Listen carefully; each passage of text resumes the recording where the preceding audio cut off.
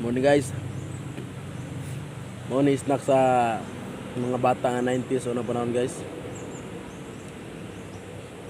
So sa nakailaan ni nga snack sa unang panahon, sa atuang panahon nga mga 90s.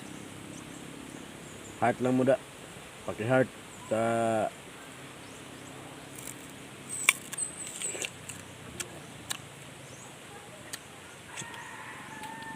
nung kabataan ko guys.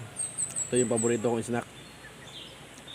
Kasi kapag nasa bukid kami, pag inuuhaw kami, ito lang mga sapat na. Pwede na walang tubig basta meron dito. Tubo.